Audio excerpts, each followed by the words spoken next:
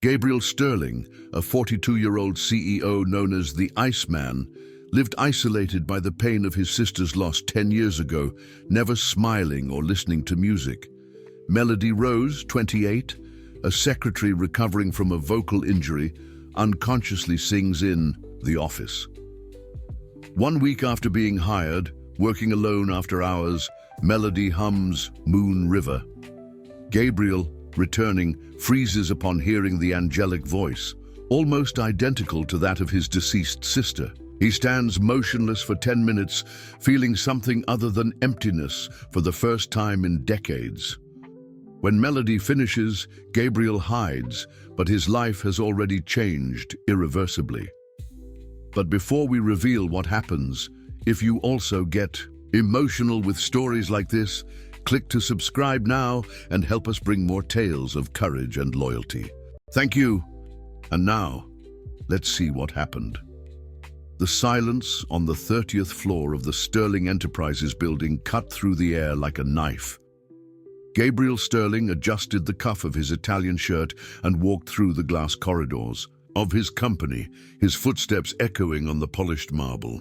At 42, he commanded a conglomerate valued at $30 billion, but his grey eyes reflected no pride, only the calculating emptiness that had made him known in corporate circles as the Iceman. New York City bustled below, but in Gabriel's office time seemed suspended. Employees whispered when he passed, instinctively lowering the volume of their conversations. There was no background music, colorful paintings, or any trace of human personality, just cold efficiency and ruthless profitability. Gabriel stopped in front of his executive secretary's desk, or rather, the empty desk where his 15th secretary in 5 years should have been. Amanda had resigned the previous week, citing professional incompatibility, just like all the others. Gabriel didn't care. People were replaceable, results were not. He walked to his panoramic office and activated the intercom. Human resources. I want the new candidate here in 10 minutes. The truth is that Gabriel Sterling hadn't always been like this. 10 years ago, he laughed, listened to music in the car, and even hummed distractedly during meetings. Everything changed on a rainy night in March when he received the call that shattered his life. Sophie, his 16-year-old younger sister, was returning from school choir practice where she was a soloist. The accident happened 3 blocks from home. Since then, Gabriel had built an impenetrable emotional wall. Music had become unbearable. Every melody took him back to that terrible night. Smiling became a betrayal of Sophie's memory. The pain had crystallized into business determination, transforming him into the most feared and successful executive in the country. The door opened and Melody Rose entered hesitantly, holding a folder of documents. Gabriel raised his eyes from the reports and quickly analyzed her. 28 years old, brown hair tied in an impeccable bun, sober suit, professional posture, nothing that stood out, exactly as he preferred. Mr. Sterling, I'm Melody Rose, the new executive secretary. Her voice had a peculiar timbre, slightly hoarse, as if carrying untold stories. Gabriel nodded briefly for her to sit down. Your references are adequate. I hope you have been informed about my expectations. Melody nodded, her hands slightly trembling. She desperately needed this job. 3 years ago, an unsuccessful surgery on her vocal cords had shattered her promising career as a singer. Months of vocal therapy had left her in debt, and jobs as a waitress and receptionist barely paid the basic bills. This position represented her chance at financial stability. Yes, sir. Absolute silence, maximum efficiency, zero tolerance for personal matters during work hours. Correct. Your predecessor lasted 3 weeks. I hope you are more resilient. Gabriel detailed his routines with military precision. Meetings started punctually, calls were filtered rigorously, and any demonstration of informality would be interpreted as professional incompetence. Melody absorbed every word, mentally preparing to suppress any trace of her natural personality. "One last thing." Gabriel stared at her coldly. "Music is strictly forbidden. Radio, cell phone, even humming. This office operates in total silence." Melody felt a pang in her chest. Singing unconsciously was a habit she had developed during her recovery. Her mind processed concentration through soft melodies, but she agreed firmly. "Understood perfectly, Mr. Sterling." In the first few days, Melody followed the rules obsessively. She arrived 15 minutes early, organized the schedule with surgical precision, and spoke only when asked directly. Gabriel observed her efficiency with silent approval. Finally, a secretary who understood professionalism. Melody worked with the concentration of a tightrope walker. She classified complex documents, coordinated international meetings, and managed executive correspondence without making a single mistake. Gabriel noticed that she remained in the office after hours, organizing pending files. Exemplary efficiency. What Gabriel didn't know was that Melody was fighting against her own nature. At home, her small apartment in the Upper West Side echoed with soft vocalizations while she prepared dinner or organized bills. Singing was like breathing for her, involuntary and essential. But in the office, she forced herself into absolute silence, fearing losing the only opportunity for stability she had achieved in years. On Thursday of the second week, Gabriel observed Melody working late through the glass walls of his office. She organized international contracts with a dedication that impressed even his demanding nature.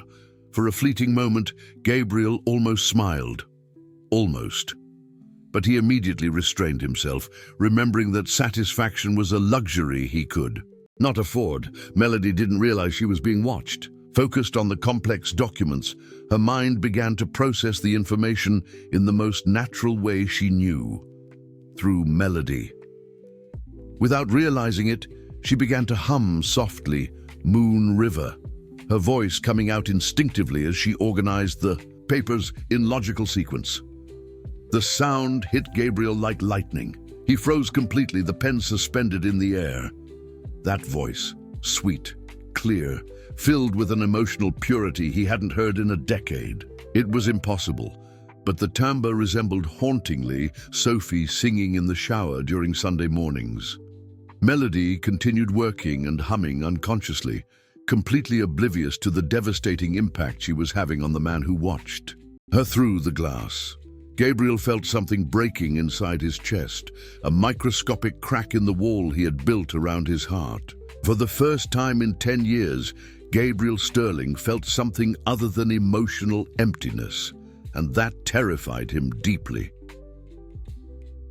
Gabriel stood motionless for long minutes, watching Melody through the glass as she continued organizing the documents. The melody flowing naturally from her lips, her voice carried the same sweetness that Sophie used to have when singing "This Land Is Your Land" during family Sundays. Gabriel's heart, so long silenced, began to beat erratically. When Melody finally realized she was humming, she stopped abruptly, looking around in panic. The office seemed empty, but she felt a strange sense of being watched. Gabriel quickly hid behind the wall, his chest rising and falling as if he had run a marathon. The next morning, Gabriel arrived at the office 2 hours earlier than usual. He hadn't been able to sleep, tormented by memories he had buried deep. Sophie at 12, singing in the church choir during Christmas. Sophie at 15, rehearsing for the school musical. Sophie in the last conversation they had, excited about the choir performance that would take place the following week.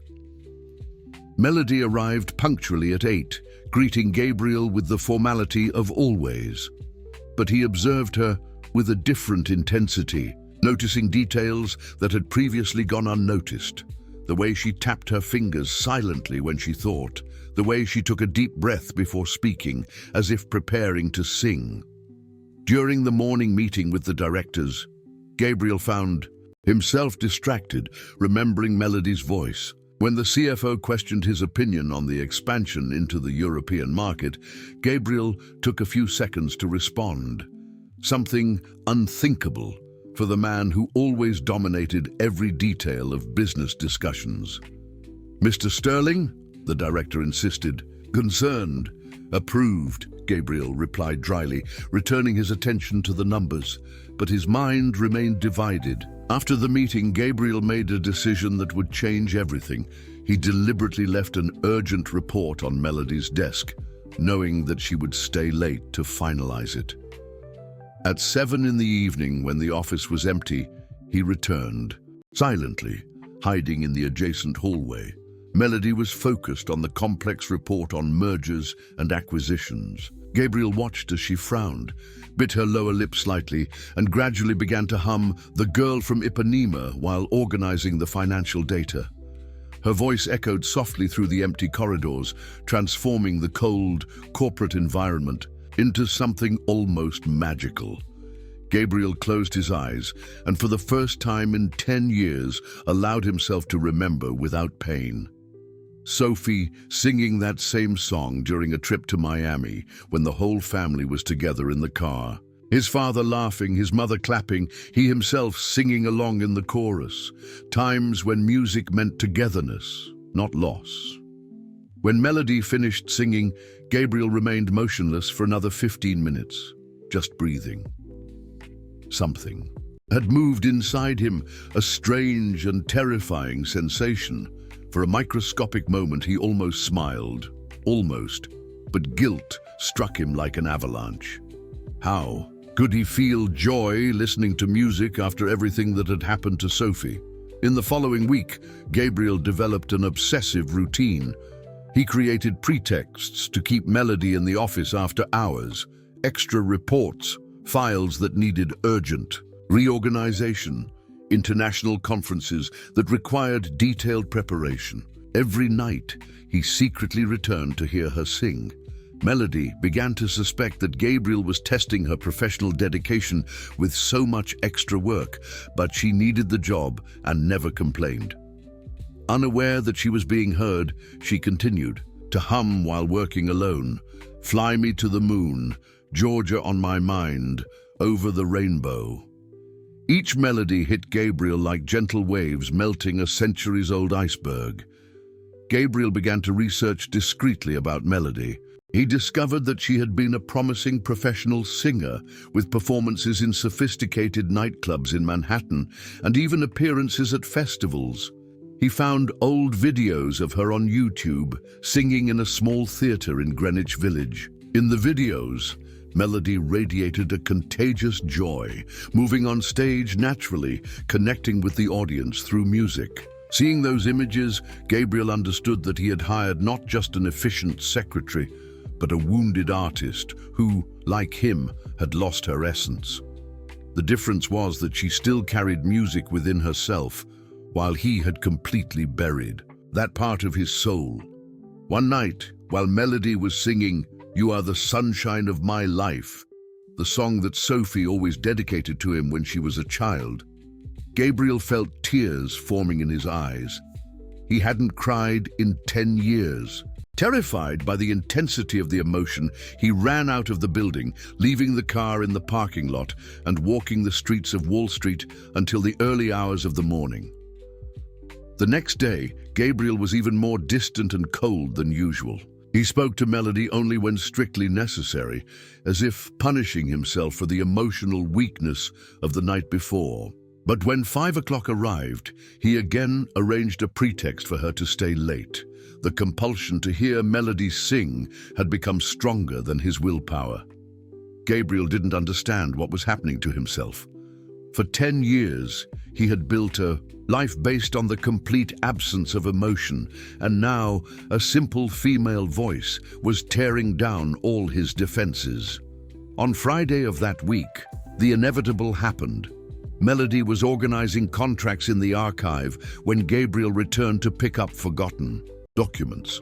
She was singing "What a Wonderful World" in English, her voice echoing melodiously through the room. Gabriel stopped in the hallway, hypnotized by her interpretation. Melody turned to pick up more papers and saw him standing there, watching her.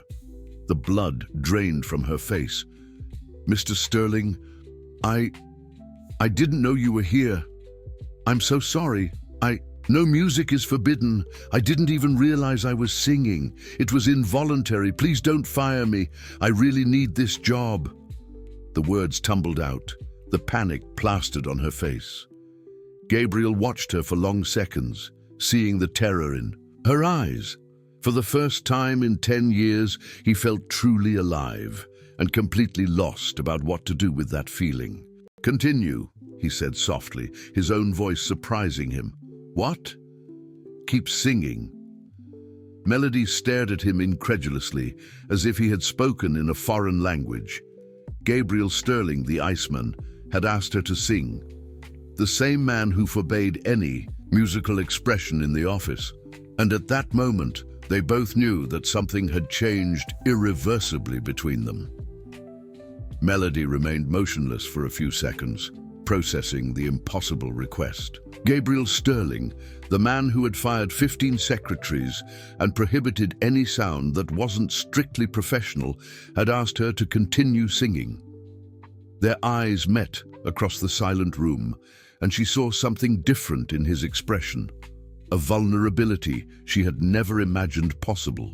I don't understand," Melody murmured, still holding the documents against her chest like a protective shield. Gabriel took a few cautious steps towards her, as if approaching a wounded animal. "Your voice," he said with difficulty, the words seeming to scrape him from the inside. "It reminds me of someone important." Melody observed his face, noting the lines of tension that she had never noticed before, the stiffness in his shoulders that seemed to carry an invisible weight. Slowly, she placed the papers on the desk and, without taking her eyes off Gabriel, began to sing "What a Wonderful World" again, her voice trembling slightly at first but gaining confidence as she saw the effect it had on him. Gabriel closed his eyes and leaned against the wall, allowing the melody to envelop him completely. For the first time in a decade, he didn't fight the memories that the music brought. He saw Sophie at 8 years old, singing that same song during a walk in Central Park, spinning among the trees with her arms open to the sky. He saw her smile, the pure joy that radiated when she sang. When Melody finished, the silence that followed was different from all the others in the office. It wasn't the cold silence of corporate efficiency, but something charged with raw emotion and unexplored possibilities. "Thank you," Gabriel said, his voice lower than she had ever heard.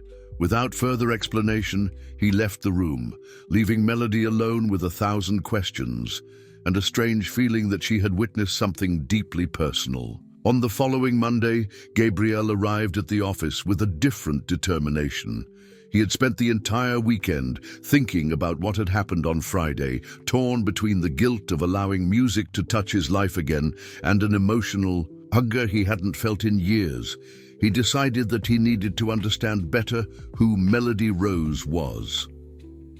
During the lunch break, while she was in the cafeteria, Gabriel discreetly accessed her computer and researched more about her past. He found local newspaper articles about a promising young singer, photos of performances in small theaters in Greenwich Village, even a piece about the vocal accident that had interrupted her career. He read about the months of surgeries, therapies, and the struggle to recover the voice she almost lost forever. Gabriel felt an unexpected connection with her pain. Both had lost something fundamental. She, her voice; he, his ability to feel joy.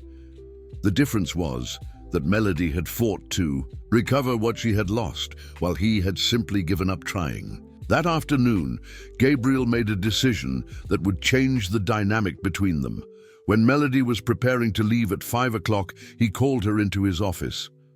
"I need you to stay late tonight," he said, trying to maintain his professional tone. We have a complex acquisition proposal that needs to be organized by tomorrow." Melody nodded, already accustomed to the requests for extra work, but this time Gabriel didn't leave the building. At 7 in the evening, when the office was empty, he walked to where she was working and, without ceremony, sat in the chair, in front of her desk. "Sing," he said simply. Melody raised her eyes from the documents, surprised. "Mr. Sterling, you used to sing professionally. I researched about you." Gabriel maintained his direct tone, but there was something different in his eyes. "I want to hear." The raw honesty of the request hit Melody like a revelation. For weeks, she had walked on eggshells around him, trying to be the perfect and invisible secretary. Now, he was asking for exactly what she loved to do most. "What would you like me to sing?" she asked, slowly closing the folder of documents. Gabriel hesitated. There was a specific song that Sophie used to sing, but asking her directly would be admitting too much about his pain. "You choose," he said finally. Melody rose from her chair and walked to the panoramic window, observing New York City twinkling below. She began to sing "The Girl from Ipanema," her voice echoing softly through the room. This time she sang not as someone afraid of being discovered, but as an artist performing for an audience of one, the most important she had ever had. Gabriel watched her sing, noticing how she transformed when the music possessed her. Her shoulders relaxed, her face lit up, her hands moved gracefully accompanying the melody. It was like seeing a dried-up plant receiving water after a long drought. When she finished, Gabriel felt something he hadn't experienced in 10 years, genuine gratitude. "Your voice," he began, struggling to find the right words. "It has the power to heal." Melody turned to face him, seeing unshed tears shining in his eyes. "Who do I remind you of?" she asked gently. Gabriel was silent for so long that Melody thought he wouldn't answer. Finally, he whispered, "My sister, Sophie. She hasn't been with us for 10 years. The revelation hovered between them like an invisible bridge connecting two wounded souls. Melody understood instantly why music was forbidden in the office, why Gabriel was known as the Iceman, why his presence carried such a deep weight. "She sang?" Melody asked softly. "Constantly. She was a soloist in the school choir. She said she wanted to study music at college." Gabriel stopped, his voice choking slightly. "The last time we talked, she was excited about an important performance." Melody felt her heart breaking for the man in front of her. She understood that in some mysterious way, her voice had opened a door that he had kept locked for a decade. I can sing for you whenever you need," she offered, her voice filled with genuine compassion. Gabriel looked at her as if she had offered something too precious to accept. "Why would you do that?" "Because music heals, and it seems like we both need healing." At that moment, Gabriel Sterling made the bravest decision of his adult life. He decided to allow music and melody to slowly enter his shielded life, even knowing that it would mean confronting 10 years of carefully buried pain. In the following weeks, a silent and profound ritual established itself between Gabriel and Melody. Every afternoon, when the office emptied, he stayed and she sang. They didn't talk much beyond what was necessary during the day. Gabriel still maintained his impeccable professional facade in front of the employees. But those musical moments at the end of the workday became the highlight of both their lives. Gabriel began to change subtly. His steps through the corridors were less harsh. He no longer cut people off in the middle of sentences during meetings, and he even allowed Melody to place a small plant on her desk. The employees whispered about the mysterious transformation of the boss, but no one dared to ask directly. Melody blossomed like a rose that finally received sunlight. Her confidence gradually returned, her posture straightened, and she began to dress in less somber colors. For the first time in 3 years, she felt that her voice had a purpose again. not just as a career, but as an instrument of healing for someone who clearly needed it. 1 month after their first musical encounter, Gabriel made a daring decision. Discreetly, he contacted the best speech therapist in New York, Dr. Emily Carter, and scheduled an appointment for Melody without her knowing. When she mentioned casually during a conversation that she still felt insecure about her voice after the surgery, he saw the perfect opportunity. "I have a medical contact," Gabriel said that afternoon after she finished singing "The Shadow of Your Smile." "A voice specialist. I would like her to assess your recovery." Melody stared at him in surprise. "Mr. Sterling, that's not necessary. My voice is fine." "It's better than fine. It deserves to be perfect again." His consideration touched her deeply. No employer had ever cared about her personal dreams in that way. Gabriel arranged for the appointment to be scheduled as an occupational medical evaluation, covering all costs. Dr. Carter was impressed with Melody's vocal quality after previous treatments, but identified that a few refinement sessions could completely eliminate the small insecurities she still carried. Gabriel immediately authorized the treatment, telling the finance department that it was an investment in human resources development.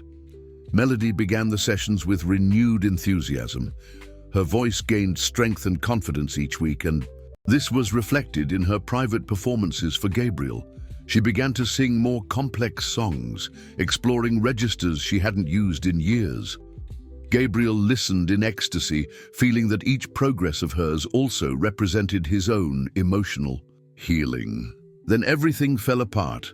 On a Thursday afternoon, while Melody was finalizing a particularly intense vocal session, singing Schubert's Ave Maria with a technique that left her radiant with pride, Gabriel felt something he hadn't experienced in 10 years, pure and spontaneous joy. For the first time since Sophie's passing, he smiled for real. The smile lasted only a few seconds, but it was enough to trigger an avalanche of devastating guilt. How could he smile listening to music when Sophie would never smile again? How could he feel joy with someone else's voice when his sister's voice had been silenced forever? Worse yet, how could he be developing feelings for Melody when he should be honoring Sophie's memory with perpetual mourning? That night, Gabriel couldn't sleep. He walked through the apartment like a ghost, being bombarded by contradictory thoughts. He saw Sophie's face in every reflective surface, hearing her voice accusing him of betrayal, of forgetfulness, of having moved on when he had promised himself that he would never do that. The next morning, Gabriel arrived at the office transformed again, but this time in the opposite direction. The coldness had returned multiplied, as if he were compensating for the weeks of emotional weakness. He spoke to Melody only when strictly necessary, avoided any eye contact, and abruptly cancelled the speech therapy sessions, claiming budget cuts.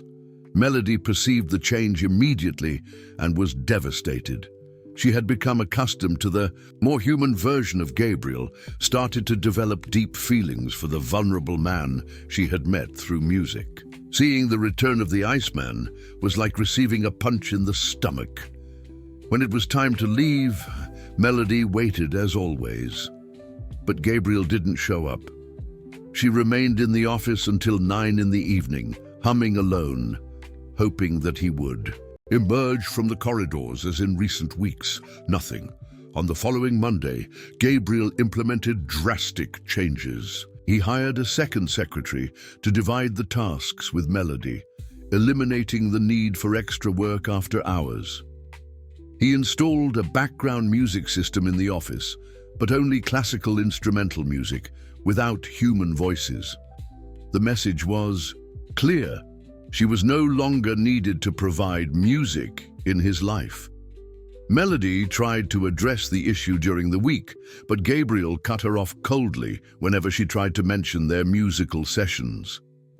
Maintain focus on professional responsibilities. Ms. Rose, music is not part of your duties. The words hit her like knives. Melody began to question whether she had imagined the entire connection between them, whether the musical moments had been just a fantasy of her needy mind. Maybe Gabriel had just felt sorry for her, and now that her voice was improving, he no longer needed to feign interest. The situation worsened when Melody discovered through a casual conversation in HR that Gabriel had personally cancelled her vocal treatment, claiming that the employee did not demonstrate sufficient progress to justify the investment. The humiliation was complete. That night, Melody cried for the first time since she had started working for Gabriel. Not only for the loss of medical treatment, although that represented a significant setback in her recovery, but for the loss of the deepest connection she had established with another human being in years. She began to seriously consider resigning. Working alongside Gabriel, seeing him return to absolute coldness after witnessing his humanity was a daily torture. But she needed the job, and finding another with an equivalent salary would be almost impossible. Gabriel, in turn, was suffering as much as Melody, but forced himself to maintain distance.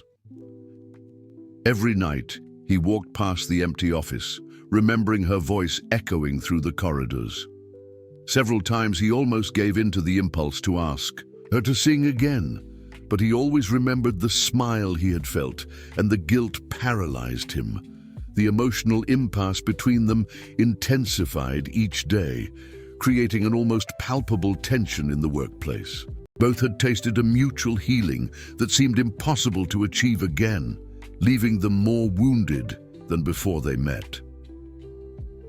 2 weeks had passed since Gabriel raised the walls around his heart again. The office had returned to its sepulchral silence of before, punctuated only by the sound of typing keys and ringing phones. Melody worked with mechanical efficiency, but Gabriel noticed how she avoided humming, even unconsciously, as if her own voice had become a source of pain. It was on a rainy Tuesday morning that everything started to change again. Gabriel was reviewing reports when his personal secretary, Ms. Eleanor, a 60-year-old woman who had worked at the company for 20 years and was one of the few people he genuinely respected, knocked on his door with a worried expression. "Mr. Sterling, I need to talk to you. It's about Melody." Gabriel raised his eyes, trying to maintain a neutral expression, but Eleanor knew him too well to be fooled. She had worked at the company when Sophie was still alive, had witnessed his transformation after the tragedy, and in recent weeks had noticed subtle changes that intrigued her. "What's wrong with Ms. Rose?" Gabriel asked, feigning disinterest. Eleanor closed the door and approached the desk. "She's different, sadder, and you've also gone back to being, well, like you were before." "I don't know what you're talking about." "Gabriel!" Eleanor used his first name, something she only did on very special occasions. "I saw how you changed in recent weeks. Less tense, less aggressive with the employees, and now everything is back to the way it was before. What happened?" Gabriel stood up and walked to the window, his hands clasped behind his back. Eleanor waited patiently, knowing his pattern of behavior when he was processing difficult emotions. "She used to sing for me," Gabriel finally admitted, his voice so low that Eleanor had to lean in to hear. "Every night, after everyone left. And for a moment, I almost forgot." "Forgot what?" "Sophie." The word came out like a whisper, laden with pain. For a moment, listening to Melody sing, I smiled. And I felt guilty, as if I were betraying my sister's memory. Eleanor was silent for long moments. She had known Sophie personally, a radiant girl who visited the office during school vacations, always singing through the corridors and bringing joy to everyone around. She had also known Gabriel before the tragedy, when he was still able to laugh and find beauty in life. "Can I tell you something about Sophie?" Eleanor asked gently. Gabriel turned, surprised. Eleanor rarely mentioned his sister, respecting the pain that the subject caused. The last time she came here, a few weeks before her Her passing. We talked in the break room while she waited for you. She was worried about something." "Worried? About what?" "About you." Eleanor approached closer. "She said that you worked too much, that you were always serious, that you needed to find someone special to bring music back into your life. She said verbatim, 'Eleanor, my brother needs someone who sings to him, who reminds him that life can be beautiful.'" Gabriel felt the ground collapse beneath his feet. "She said that?" "Word for word. Sophie made me promise that if one day you found someone special, I wouldn't let your stubborn side sabotage your own happiness." Eleanor smiled sadly. "I never imagined that I would have to fulfill that promise 10 years later." The words hit Gabriel like a devastating revelation. Sophie had worried about his happiness even when she was just a teenager. How could he honor her memory by isolating himself from the joy that she wanted him to find? "But I smiled listening to music," Gabriel murmured more to himself. "How can I smile when she never can again?" Eleanor approached and placed a maternal hand on his arm. "Gabriel, do you really think that Sophie would be happy knowing that her passing completely destroyed your ability to be happy? That you've become a shadow of the caring man you used to be?" Gabriel looked at Eleanor with eyes full of unshed tears. For the first time in 10 years, he allowed himself to question whether his approach to perpetual mourning really honored Sophie's memory or just wasted it. "She sang because she loved to see people happy," Eleanor continued. "Every time she came here, she transformed the environment with her joy. Do you think she would approve of what this place has become?" "What you have become?" Gabriel walked to the desk and slowly opened the bottom drawer from where he took a dusty photo. It was Sophie at 15, smiling radiantly in her school choir uniform, holding a certificate of participation in a benefit concert. "She always said that music was about connecting hearts," Gabriel said, gently touching the glass of the photo. "That singing to others was her way of spreading love through the world. And isn't that exactly what Melody has been doing for you, connecting with your heart through music?" Gabriel closed his eyes, remembering all the afternoons in which Melody's voice had brought warmth to his frozen soul. How selfish he had been in accepting that healing without reciprocating with the emotional openness that she deserved. "I hurt her," Gabriel admitted, his voice laden with regret. "I cancelled her treatment. I went back to being cold. I made her feel used." "There's still time to fix it," Eleanor said firmly, "but you need to decide. Are you going to honor Sophie by remaining emotionally dead, or are you going to honor her by living with the fullness that she wanted for you?" Gabriel looked again at the photo of Sophie. For the first time, instead of seeing accusation in her smile, he saw approval, as if she were saying, "Finally, my stubborn brother, that's all I wanted, for you to find someone who would bring music back to your heart." "I need to talk to Melody," Gabriel said, determination growing in his voice. "I need to explain everything. I need to ask for forgiveness." Eleanor smiled, recognizing the Gabriel she had known years ago slowly emerging from the shell of ice he had built around himself. "But before that," Gabriel continued, an idea beginning to form in his mind, "I need to do something for her, something that shows that I understood the gift she gave me." At that moment, Gabriel Sterling decided that it was time to stop using his grief as a prison and start using it as a bridge to a life that would make Sophie truly proud. Gabriel spent 3 days planning how to reconcile with Melody. He secretly restarted her vocal treatment, contacted Dr. Carter to schedule additional sessions, and even researched singing competitions in New York City where she could perform again. Each step left him more anxious, but also more determined to correct the mistake he had made.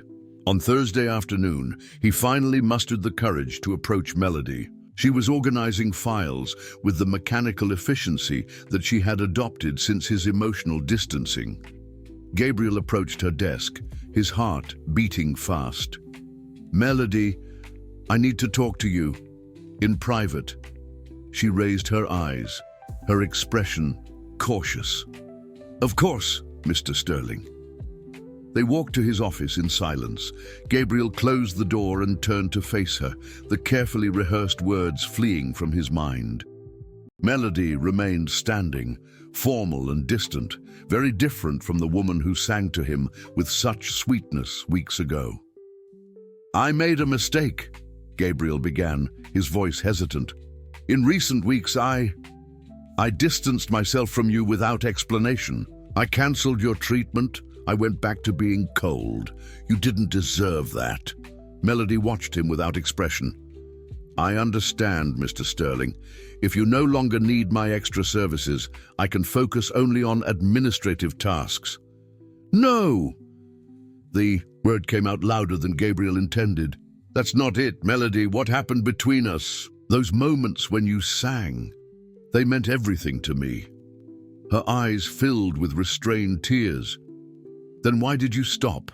Why did you make me feel as if I were just a temporary distraction? Gabriel approached, desperate to make her understand. Because I felt guilty. Your voice reminds me of my sister Sophie, and for a moment I smiled listening to music after 10 years. I thought I was betraying her memory. And now I know that Sophie would be happy to see me finding joy again. She always wanted me to have music in my life. Gabriel took a deep breath. I restarted your vocal treatment. Dr. Carter is waiting for your call. I want you to go back to singing professionally, Melody. Your voice is a gift that the world needs to hear. For the first time in weeks, Melody smiled. But it was a sad smile, laden with a pain that Gabriel didn't expect. Gabriel, she used his first name for the first time. You don't understand. I can't do this anymore. Do what? Sing for you. Melody stepped back, hugging her own body. When you distanced yourself, when you cancelled my treatment and went back to treating me like any employee, I realized something terrible. Gabriel felt his heart race with apprehension. What did you realize? That I've fallen in love with you. The words came out as a painful confession. And that makes everything impossible. I can't just be your secretary who sings after hours when you need comfort. I can't be your sister's substitute to alleviate your guilt. The ground collapsed beneath Gabriel's feet. He had spent days focusing on how to fix his own pain, without fully considering the emotional impact that his actions had had on Melody.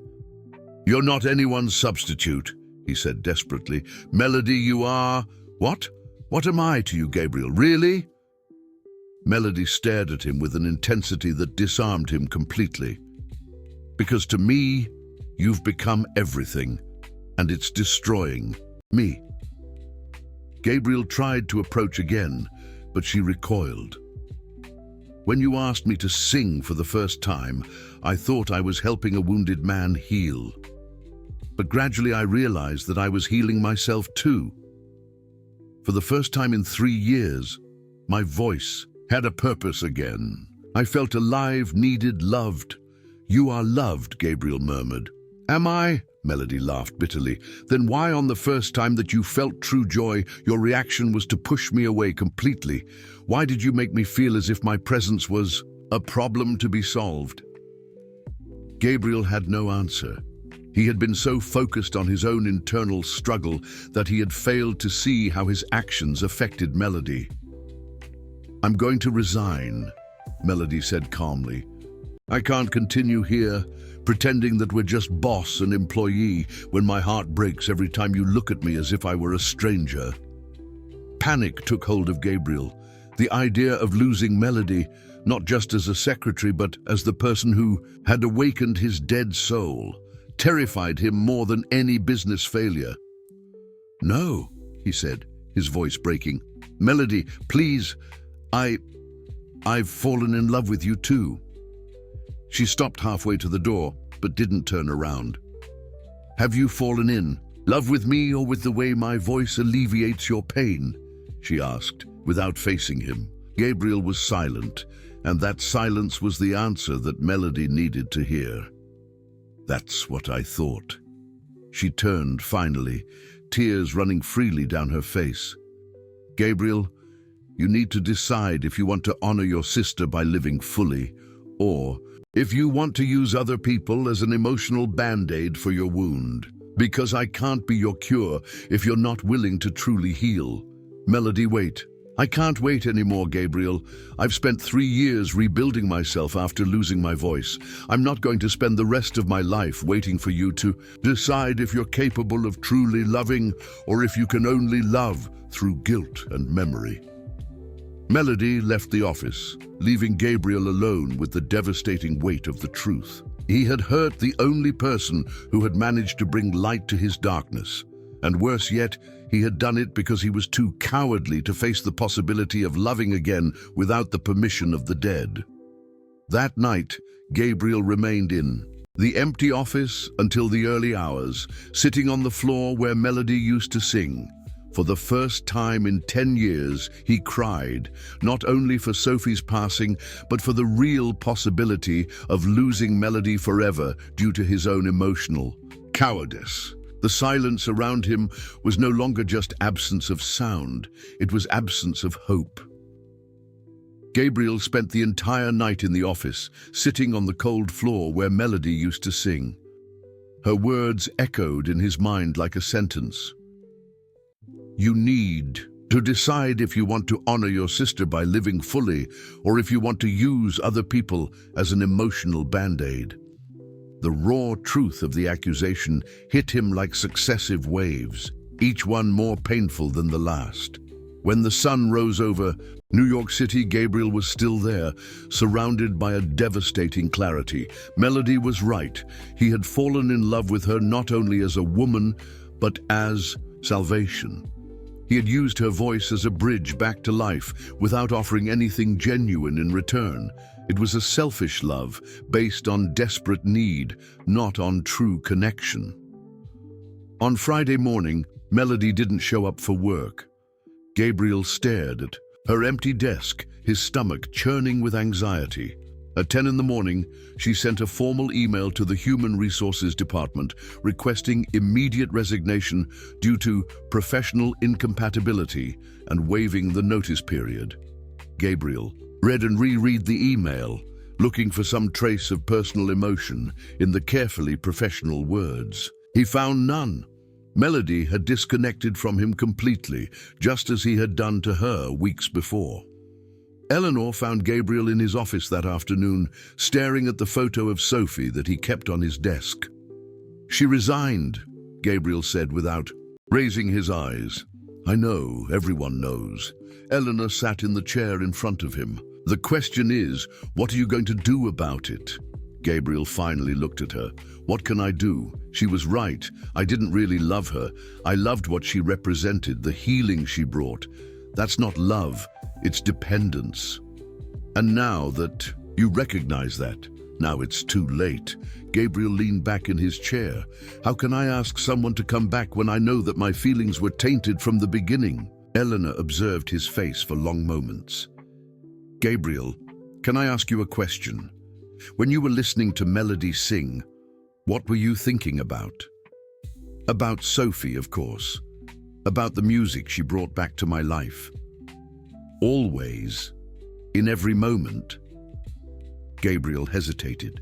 The question forced him to revisit memories that he had avoided examining.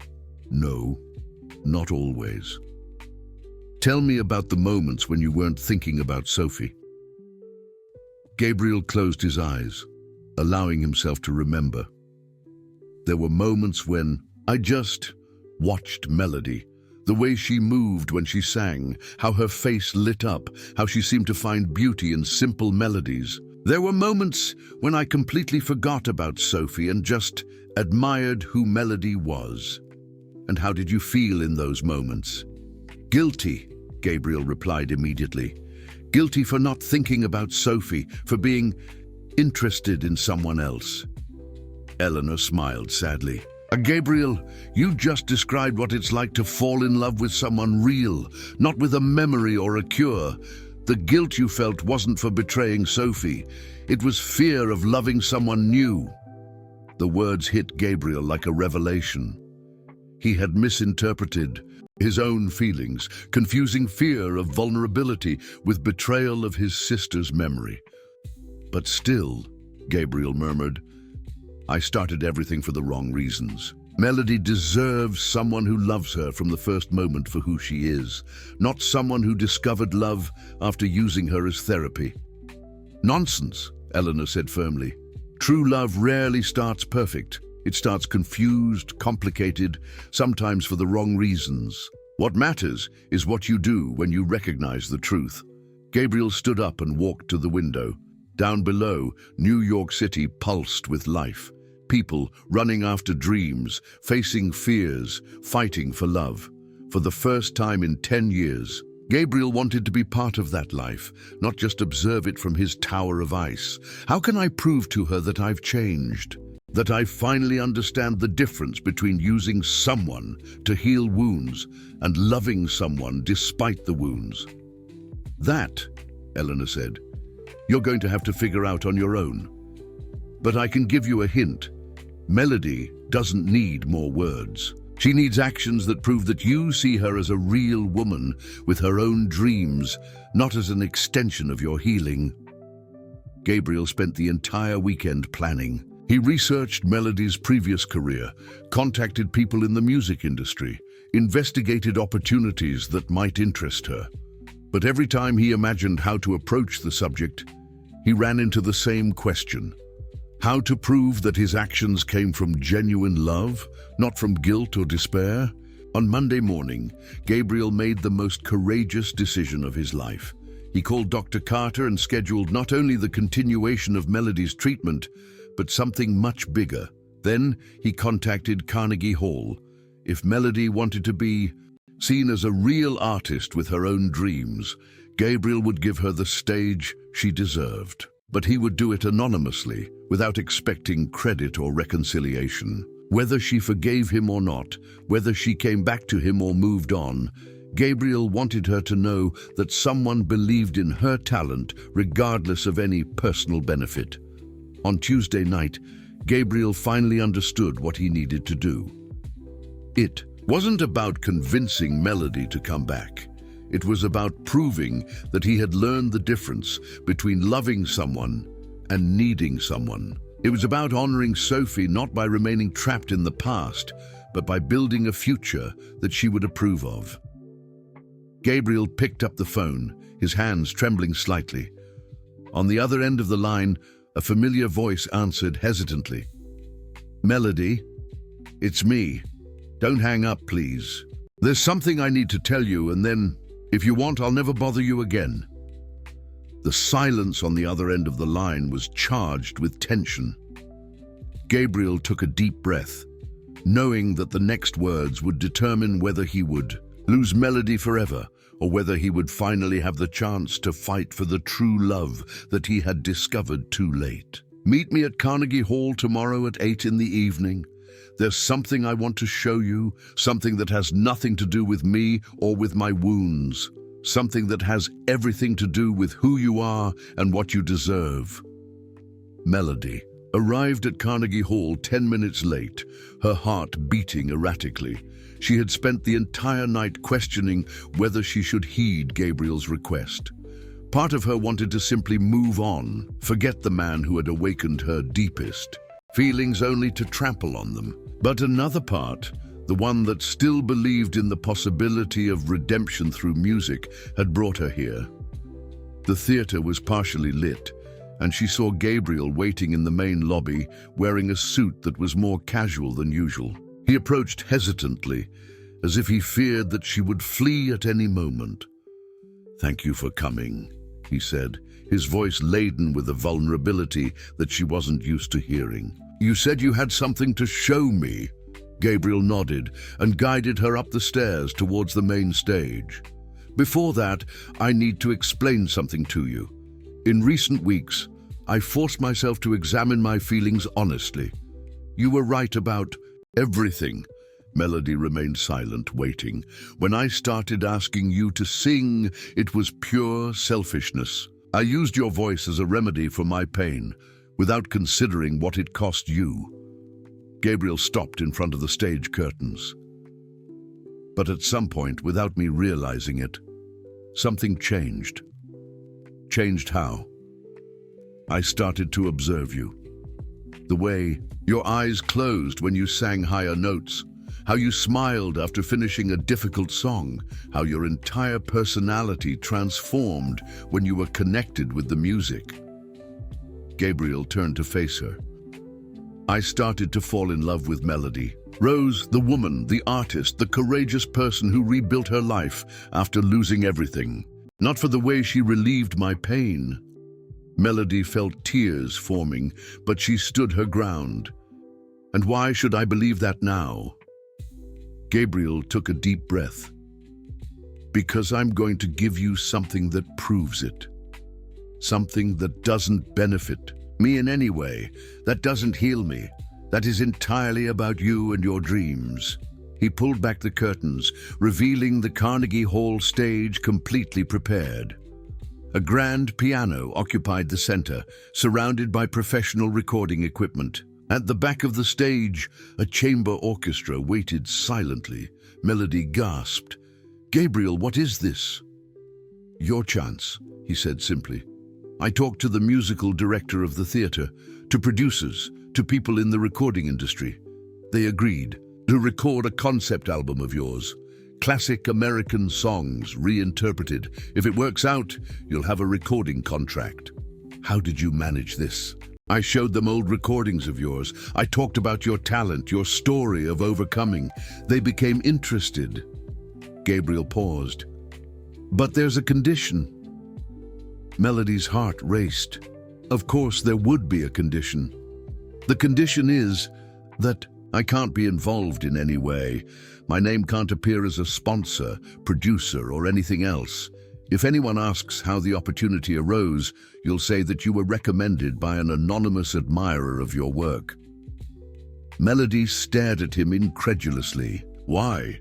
Because I need to prove to you and to myself that I can love you without needing anything in return, that I can support your dreams without using that as a way to keep you tied to me.